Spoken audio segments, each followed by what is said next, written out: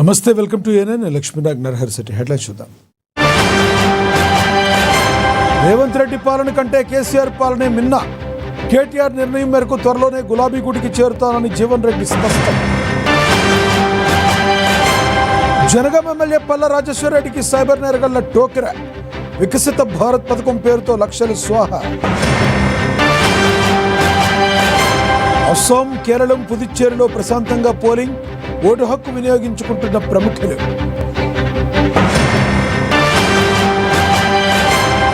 రేపు ఢిల్లీలో సిడబ్ల్యూసీ సమావేశం. మహిళా రిజర్వేషన్ బిల్లు అమలు, డీలిమిటేషన్ అంశాలపై చర్చ.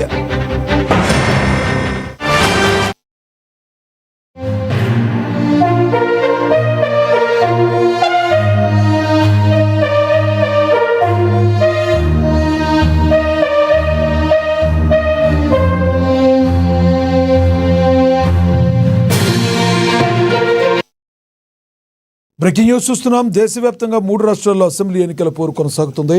అస్సాం, కేరళం, పుదుచ్చేరి రాష్ట్రాల్లో ఈరోజు ఒకే విడతలో పోలింగ్ ప్రక్రియ ప్రశాంతంగా నిర్వహించబడుతుంది. ఉదయం నుంచే ఓటర్లు భారీ సంఖ్యలో పోలింగ్ కేంద్రాల వద్ద బారులు తీరారు. కేరళంలో ఎల్డీఎఫ్, కాంగ్రెస్ నేతృత్వంలోని యూడీఎఫ్, బీజేపీ మధ్య త్రిముఖ పోరు కనిపిస్తుండగా పుదుచ్చేరిలో ఎన్డీఏ, డీఎంకే కూటమిల మధ్య పోటీ నెలకొంది. ఇక కేరళం ముఖ్యమంత్రి పినరయి విజయన్ సహా పలువురు మంత్రులు తమ ఓటు హక్కును వినియోగించుకున్నారు. అటు బాలీవుడ్ సూపర్ స్టార్లు మోహన్ లాల్, మమ్ముట్టి, పృథ్వీరాజ్ వంటి సీనియర్ ప్రముఖులు కూడా పోలింగ్ కేంద్రాలకు వచ్చి ఓటు వేశారు. అస్సాంలో ముఖ్యమంత్రి హిమంత బిశ్వ శర్మ, గౌరవ గొగోయ్లు తమ నియోజకవర్గంలో ఓటు వేశారు.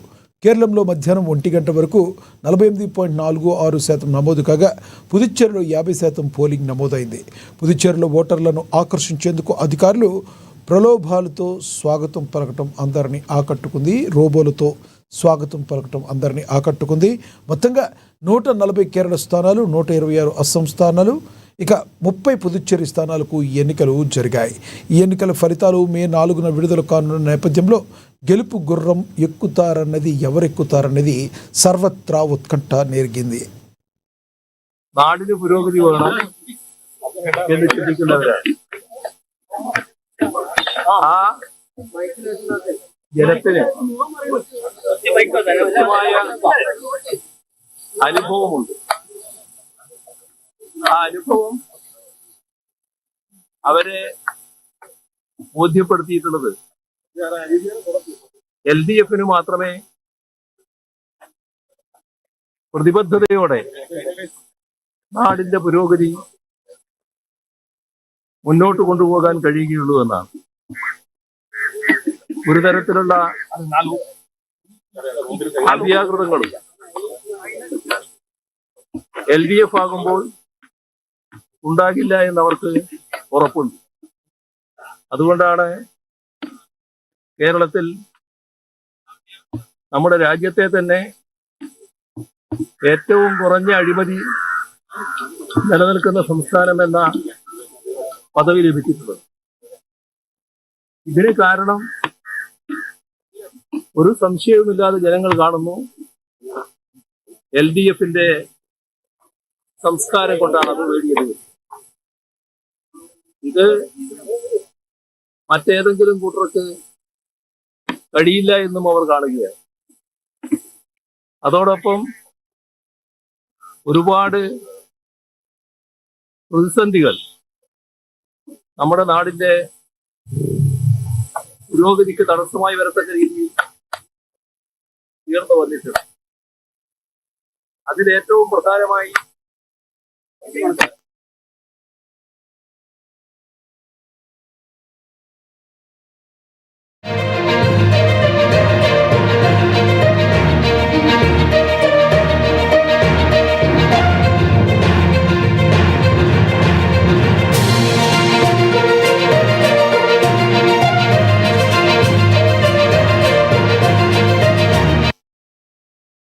దేశ రాజకీయాల్లో రేపు ఒక కీలక ఘట్టం చోటు చేసుకోబోతుంది. కాంగ్రెస్ వర్కింగ్ కమిటీ రేపు భేటీ కానుంది.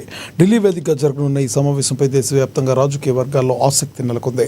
మహిళా రిజర్వేషన్ బిల్లు, డీలిమిటేషన్ ప్రక్రియపై ఈ సమావేశంలో ప్రధానంగా చర్చించుకున్నారు. ఏఐసీసీ అధ్యక్షుడు మల్లికార్జున ఖర్గే అధ్యక్షతన జరగనున్న ఈ సమావేశానికి సోనియా గాంధీ, రాహుల్ గాంధీతో పాటుగా పార్టీ కీలక నేతలు హాజరు కానున్నారు.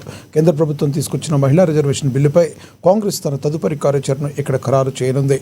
డీలిమిటేషన్ నిబంధన వల్ల రిజర్వేషన్ల అమల్లో జరుగుతున్న ఆలస్యాన్ని ప్రజల్లోకి ఎలా తీసుకెళ్లాలనే దానిపై వ్యూహ రచన చేయనున్నారు.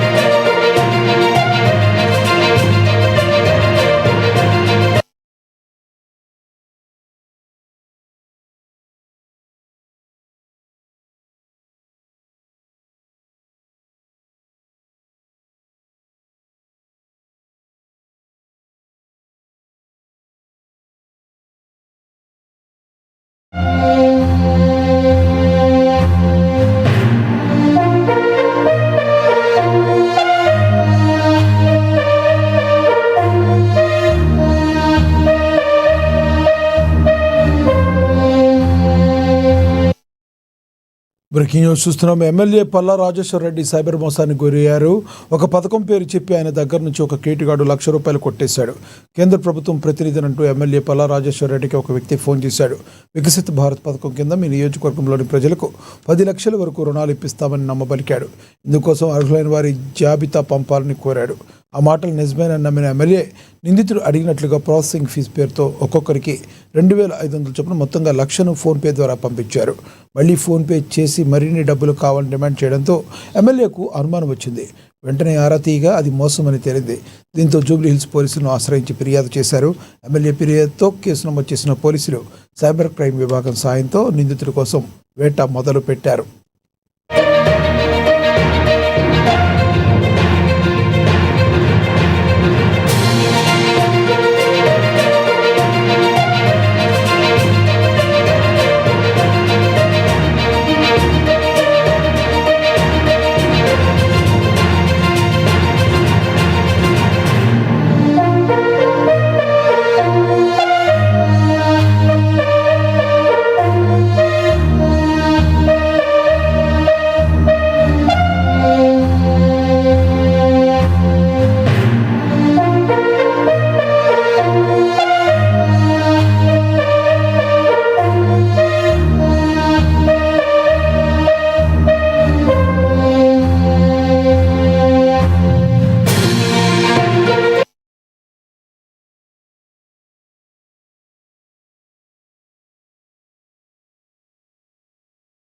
తెలంగాణ రాజకీయాల్లో మరో కీలక పరిణామం చోటు చేసుకోబోతుంది. కాంగ్రెస్ ప్రభుత్వ తీరుపై అసంతృప్తితో ఉన్న మాజీ మంత్రి జీవన్ రెడ్డి సంచలన నిర్ణయం తీసుకున్నారు.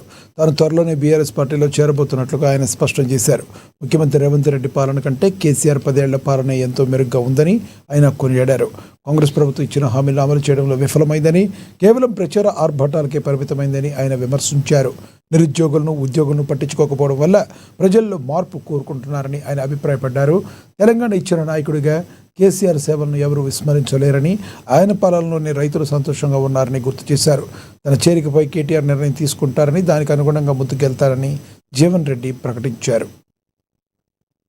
రాజీనామా చేసిన ఏదైతుందో దాని ప్రత్యామ్నాయంగా ప్రతిపక్ష పార్టీ ఏకడం అనేది ఎంచుకోబోతుందని చెప్పి పరిస్థితులు ఏదైతుందో ఎప్పుడైతే ప్రజలు ఈ 2.5 సంవత్సరాల కాంగ్రెస్ ప్రభుత్వం రేవంత్ రెడ్డి గారి పాలనతోనే గత కేసీఆర్ గారి యొక్క ప్రభుత్వం ఇట్ వాజ్ మచ్ బెటర్. గత 10 సంవత్సరాలు వారు అందించినటువంటి ఒక పాలన తిరోగమనం నడుస్తుంది. ముఖ్యంగా సమాజంలో అతిపెద్ద వర్గం రైతాంగమే, రైతు కూలీలు అని చెప్పి అంటున్నా. ఆ రైతాంగం, రైతు కూలీలకు సంబంధించి ఆనాడు సమయంలో పెట్టుబడి సమకూర్చి రైతులు ఆదుకోవడం జరిగిందని చెప్పి అంటున్నా. పంట నష్టపోతే పంట పరిహారం ప్రయత్నం చేస్తుందని చెప్పి అంటున్నా. ఇలా పంటల బీమా పథకాన్ని ప్రవేశపెట్టి ఇలా ప్రమాద బాధపడ్డటువంటి ఒక రైతులు తన కుటుంబాన్ని ఆదుకునే ప్రయత్నం చేస్తుందని చెప్పి అంటుండేది. ఇవాళ ఏదైతుందో అటువంటి రైతుకు పెట్టుబడి సమయానుగుణంగా సమకూర్చలేకపోవడమే కాకుండా రైతు కూలీలు కల్పిస్తున్నటువంటి నెలకు 1000 రూపాయలు కూడా కల్పించలేకపోయిందని చెప్పి అంటున్నా. ఇలా పంటల బీమా పథకం అయితే దాని గురించి ఆలోచన ఊసులేదని చెప్పంటు నేను. ఇవాళ ఏదైతే బోనస్ కల్పించడం అనేది కూడా కల్పించడం జరుగుతుందని చెప్పి పేర్కొంటుండ్రు.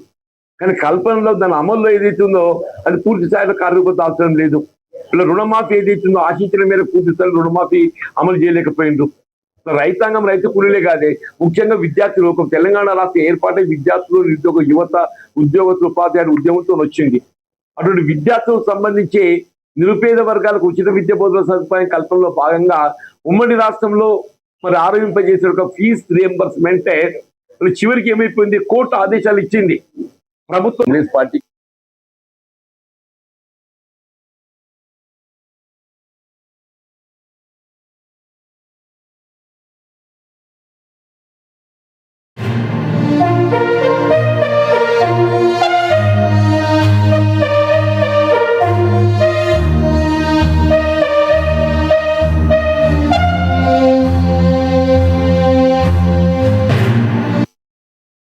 మేడ్చల్ జిల్లా దుండిగల్ పోలీస్ స్టేషన్ పరిధిలోని బహదూర్పల్లి గ్రీన్ హిల్స్ కాలనీలో భారీ అగ్ని ప్రమాదం జరిగింది. ఒక డెకరేషన్ స్క్రాప్ గోదాంలో ఒక్కసారిగా మంటలు చెలరేగాయి. గోదాంలో భారీగా ప్లాస్టిక్, కెమికల్ స్వాలెంట్ డ్రమ్ములు ఉండడంతో మంటలు ఆకాశాన్ని అంటుతున్నాయి.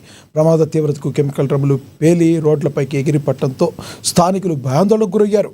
ఈ క్రమంలోనే పక్కనే ఉన్న అపార్ట్మెంట్ పార్కింగ్లోని వాహనాలకు కూడా మంటలు అంటుకున్నాయి. సమాచారం అందుకున్న అగ్నిమాపక సిబ్బంది ఘటనా స్థలానికి చేరుకుని మంటలను అదుపు చేసే ప్రయత్నం చేస్తున్నారు.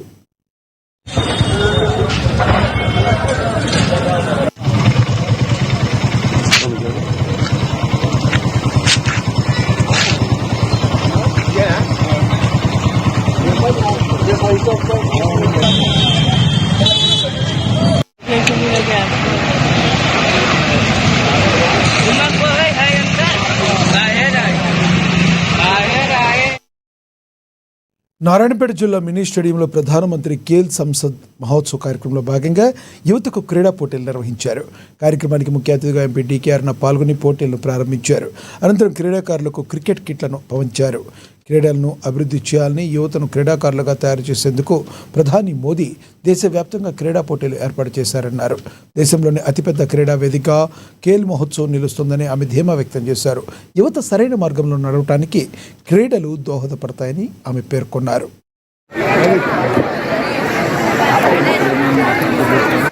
ప్రతి పార్లమెంటు నియోజకవర్గంలో కూడా ఎంపీలు ఎక్కడెక్కడైతే ఎంపీలు వారి వారి నియోజకవర్గాల్లో మండల స్థాయిలో ఈ యొక్క క్రీడలను నిర్వహించి, క్రికెట్ కావచ్చు, వాలీబాల్ కావచ్చు, ఖోఖో కావచ్చు, కబడ్డీ కావచ్చు, ఇంకా ఇతర క్రీడలే కావచ్చు, వారందరినీ కూడా ప్రోత్సహించడానికి ఈ క్రీడలు నిర్వహించాలని పార్లమెంటు సభ్యులందరినీ కూడా వారు ఆదేశించారు.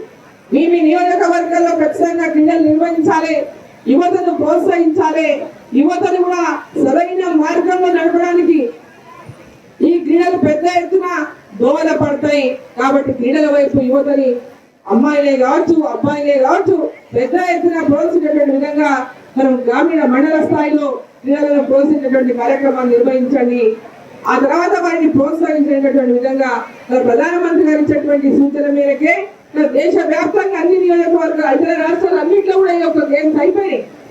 ఇవాళ ప్రతి పార్లమెంటు నియోజకవర్గంలో కూడా ఎంపీలు ఎక్కడెక్కడైతే ఎంపీలు వారి వారి నియోజకవర్గాల్లో మండల స్థాయిలో ఈ యొక్క క్రీడలను భద్రాచలం పట్టణానికి ఆనుకుని ఉన్న 5 గ్రామ పంచాయతీలను తిరిగి తెలంగాణలో విలీనంకై మరో ఉద్యమం తెర మీదకు వచ్చింది.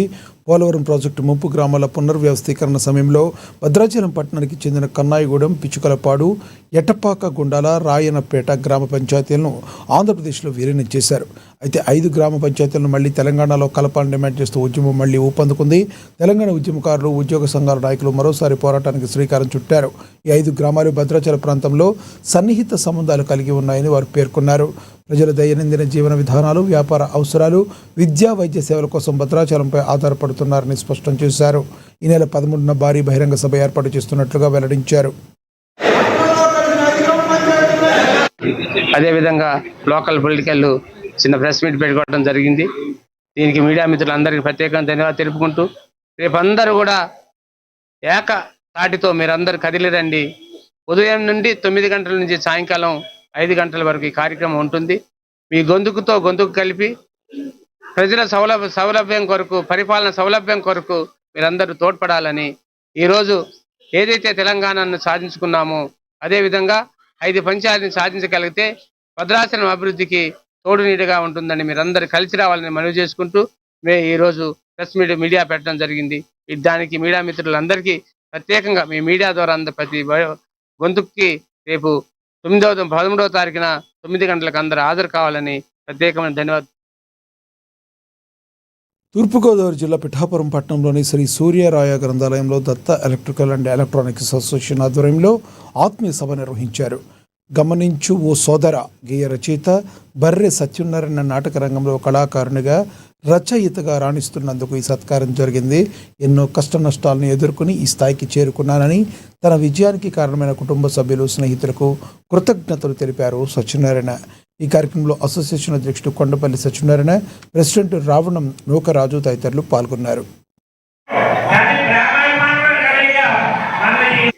జనరల్గా ఏ నువ్వు వస్తే దాని ద్వారా సాంగ్స్ ఎలా రాయాలి, ఏంటి, ఎలాగా అన్న దాని మీద దృష్టి పెట్టి ఒక సాంగ్ రాయడమే కాదు, దాన్ని అప్లోడ్ చేసిన తర్వాత దాని గురించి ఎలా ఇవ్వాలి, ఎలా చేయాలి, ఇలా దాన్ని ప్రాక్టీస్ చేసుకుంటూ రకరకాల ఎన్నో విధాలుగా, ఎందుకంటే ఒక సంగీతాన్ని ఒక సంగీతాన్ని మొదలుపెట్టి క్లాస్ మొదలుపెట్టి, అలాగే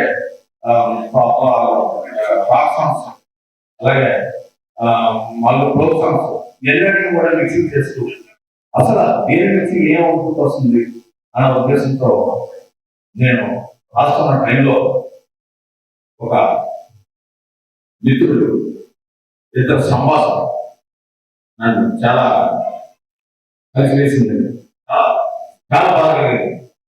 ఎందుకంటే ఇద్దరు కూడా అర్థమిత్రులు, వాళ్ళిద్దరు కూడా చాలా స్నేహితులు. ఒక యూనియన్ గురించి మనం ఇద్దరికి చూస్తున్న టైంలో వాళ్ళిద్దరితో సంభాషణ. వైసీపీ మహిళా నేతలను కించపరుస్తూ కథనాలు ప్రసారం చేస్తున్నారంటూ ఏబిఎన్ రాధాకృష్ణపై మాజీ ఎమ్మెల్యే వాసుపల్లి గణేష్ కుమార్ ఆగ్రహం వ్యక్తం చేశారు. విశాఖలోని 2 టౌన్ మహారాణిపేట పోలీస్ స్టేషన్లో ఆయనపై ఫిర్యాదు చేశారు. మాజీ సీఎం జగన్మోహన్ రెడ్డి రాజధాని ప్రాంతంపై ఇచ్చిన సూచనలను తప్పుదోవ పట్టించడానికి కూటమి ప్రయత్నిస్తుందని ఆయన ఆరోపించారు. తక్షణమే రాధాకృష్ణ బహిరంగ క్షమాపణ చెప్పాలని, లేని పక్షంలో ఆందోళనతో ఉధృతం చేస్తామని హెచ్చరించారు. మోరల్ వాల్యూస్ ఇంబైబ్ చేయాలని చెప్పేసి బాబాసాహెబ్ అంబేద్కర్ ఆ రోజుల్లో చెప్పారు ఆ మాట. కానీ ఈరోజు చూస్తున్నారా, ఒక పత్రికా అధిపతి ఈ రెస్పెక్ట్ కానీ పత్రికా స్వేచ్ఛని మరీ టూ మచ్ మాట అండ్ తీసుకుంటా ఉన్నారన్నమాట. ఇది రాంగ్. మేము అందుకే చెప్తాం ఏంటంటే, ఈరోజు మా పోలీస్ స్టేషన్కి వచ్చి ఎఫ్ఐఆర్ బుక్ చేయమని చెప్పాం. 509(7) ఎక్స్ట్రాక్ట్ అవుతుంది. 3 years ఇంప్రూవిజన్ కూడా ఉంటుంది. దానికి మీరు చేయండి, చేయపోండి. జగన్మోహన్ రెడ్డి గారు 2029 వచ్చిన తర్వాత అతను చేస్తా ఉంటున్నారు. We don't leave it. మా మహిళలు అంటే మేము ఊరుకుంటాం. అదే క్షమాపణ చెప్పేసాయి, సింపుల్ క్షమాపణ చెప్పేసాయి. ఏముంది, జగన్మోహన్ రెడ్డి గారు ఏమన్నారు, మావిగానే అన్నారు. మావిగన్ అనేది అంటే ఈరోజు బుద్ధి ఉండాలి చంద్రబాబు నాయుడుకి లోకేష్కి కూడా. టైం ఫ్రేమ్ ఉన్నదా నీ క్యాపిటల్ సిటీకి అమరావతికి? ఎంత డబ్బు ఖర్చు పెడతావు అనేది ఉందా? మ్యాన్ పవర్ ఎంత కావాలని ఉందా? కనీసం మేధావులు చెప్తున్నారు 50 సంవత్సరాలు అయినా సరే నీ క్యాపిటల్ సిటీ రాదు. ఎందుకంటే ప్రజలు ఉంటేనే క్యాపిటల్ సిటీ. నిజాం పరిపాలనలో హైదరాబాద్ 400 సంవత్సరాల క్రితమే అది పురుడు పోసుకుంది. 400 సంవత్సరాలు అయింది. ఇప్పుడు ఆ క్యాపిటల్ సిటీ పరుగులు చేస్తూ ఉంది. ఈ రోజు అక్కడ రేవంత్ రెడ్డి కూర్చున్నాడంటే రేవంత్ రెడ్డి కాదు, కేసీఆర్ అంటే కేసీఆర్ కాదు, ఆ నిజాం వేసిన దార్శనికత అన్నమాట. కాకినాడ జిల్లా తునిలో రాజకీయ వాతావరణం వేడెక్కింది. తొలి పలుకు కథనంపై మాజీ మంత్రి దాడిశెట్టి రాజా తీవ్ర ఆగ్రహం వ్యక్తం చేశారు. వైసీపీ నేతలను టార్గెట్ చేస్తూ వ్యక్తిగత జీవితాలను కించపరిచేలా రాధాకృష్ణ కథనాలు రాస్తున్నారని మండిపడ్డారు. ఈ మేరకు వైసీపీ శ్రేణులతో కలిసి భారీ బైక్ ర్యాలీగా వెళ్లిన ఆయన పోలీస్ స్టేషన్లో ఫిర్యాదు చేశారు. చంద్రబాబు ప్రతి స్కీమ్లో స్కామ్ వెతుకుతున్నారని, అమరావతి పేరుతో కోట్ల రూపాయలు దోచుకునేందుకు సిద్ధమయ్యారని దాడిశెట్టి ఆరోపించారు.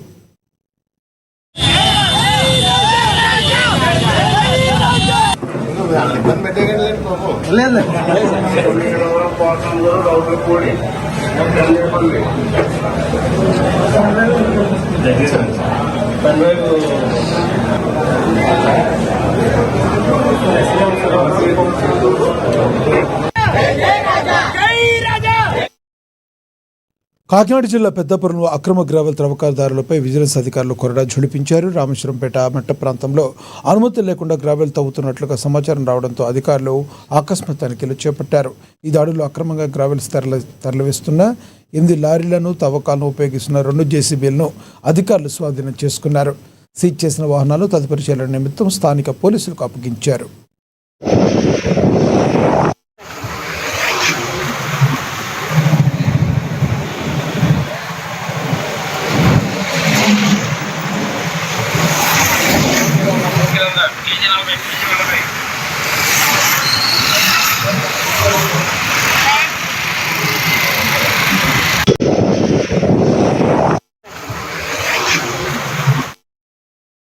పల్నాడు జిల్లా మాచర్లలో సంచలనం సృష్టించిన యువతిపై అత్యాచారం కేసులో నిందితుడిని పోలీసులు అరెస్టు చేశారు. నిందితుడు నామాల శ్రీనివాసరావును రాజుపాలెంలో ప్రత్యేక బృందాలు అదుపులోకి తీసుకున్నాయి. ఈ ఘటనపై ముఖ్యమంత్రి నారా చంద్రబాబు నాయుడు ప్రత్యేక దృష్టి సారించి కఠిన చర్యలకు ఆదేశించడంతో పోలీసులు వేగంగా స్పందించారు. నిందితుడికి మాచర్ల కోర్టు 14 రోజుల రిమాండ్ విధించగా ప్రస్తుతం అతన్ని గురజాల సబ్ జైలుకు తరలించారు.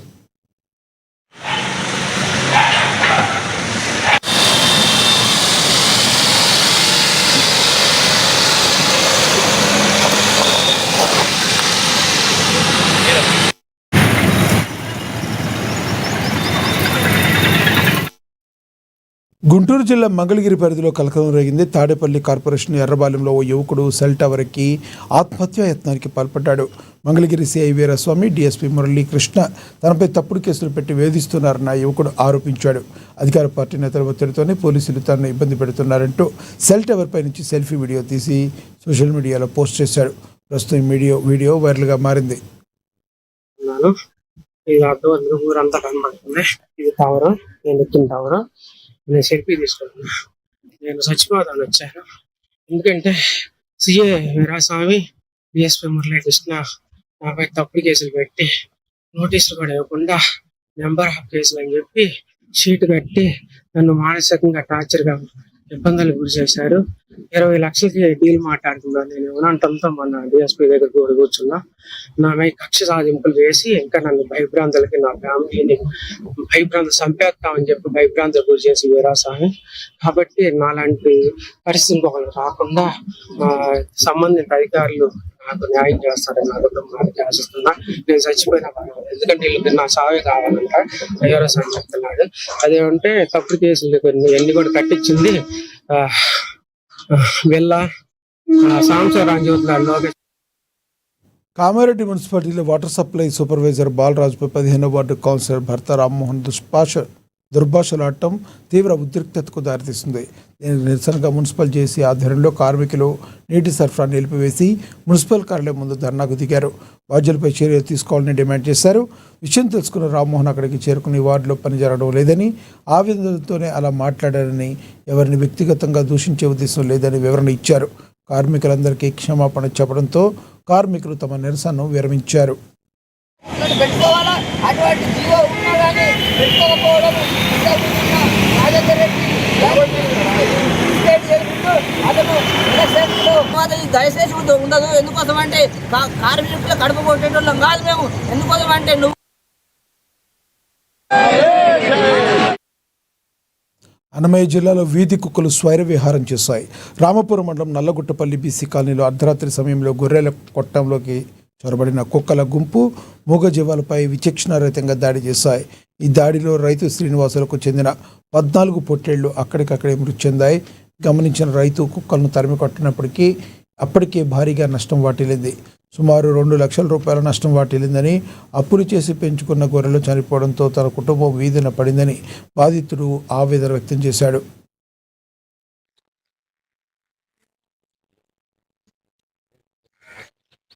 నల్గొట్టపల్లి బీసీ కాలనీలో కుక్కలు దండబోది బాగుంటుంది.